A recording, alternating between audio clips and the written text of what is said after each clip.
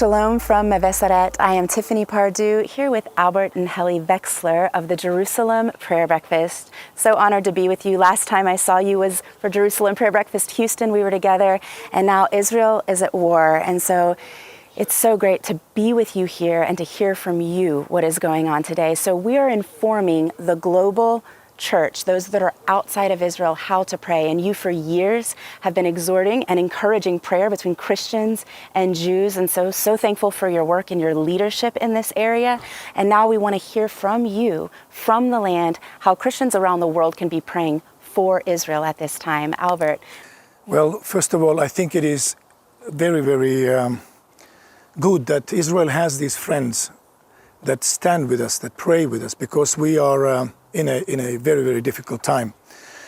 One could think, why we ended up in such a situation. In many ways, I became really concerned about these normalization talks that we heard for the last maybe 3-4 months. The speech of our Prime Minister at the United Nations sounded very much like we are creating a new Middle East. There's going to be peace in our time. And I was so concerned because this started to sound to me very much like, I remember Shimon Peres, Yitzhak Rabin, I remember Sharon, and it's been an ongoing thing with Israeli prime ministers. They want to leave a legacy, being the peacemakers. And yet Israeli intelligence and military brass were asking, what's on the table? They were asking. They said, we don't know. I mean, you sent me these links that they said, we don't know what's on negotiations table. Custodianship of the Temple Mount, Palestinian state. I mean, is this the price for the normalization? Because once a state is created, you cannot erase it. Once a state is in place, there's a whole other set of laws in place that you cannot erase. And I was thinking, when this horrible event happened on the 7th of October, I mean, why in the world was Israel caught unawares? Why it seemed like God's hand of protection was removed? I was feeling like we are always so keen, so fast, and we have the intelligence. We are never caught unawares. So what happened? What's causing this thing? Now, again, these are my questions. And I was thinking was the dividing of this land on the negotiations table, was dividing Jerusalem, giving Saudi Arabia the custodianship of Temple Mount on the negotiations table. Are we talking about something that was the greater evil, that God had to lift his hand?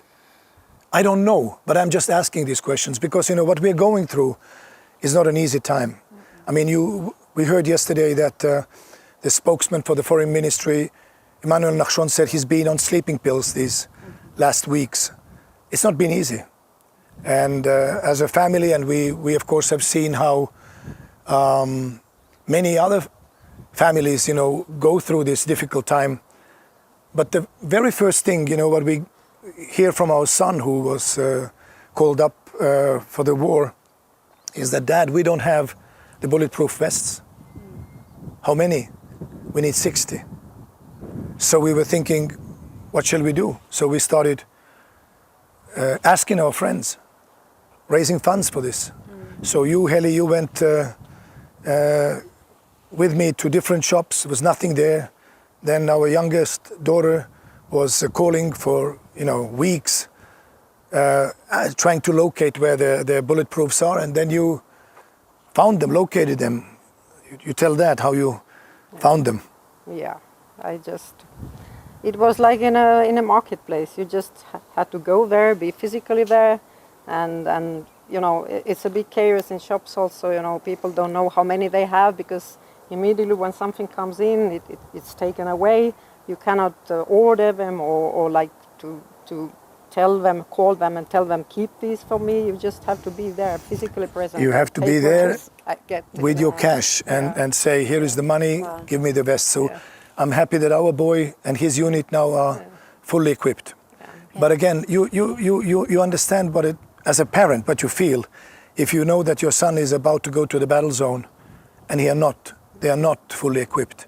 So this is what we have been doing these last weeks. We've been raising funds, and yesterday we just purchased 33 and then again 35, and they cost like $1,100 each. Wow.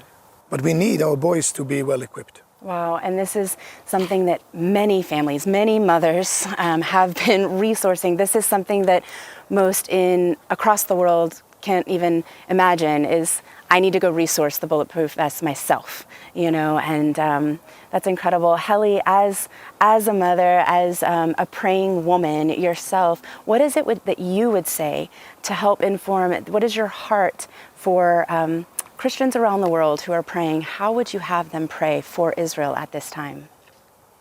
Yeah, first probably I'd like to describe to you what we are going through. We all woke up on this terrible Shabbat morning with surprise. We woke up to the sirens. We had to rush to the bomb shelter.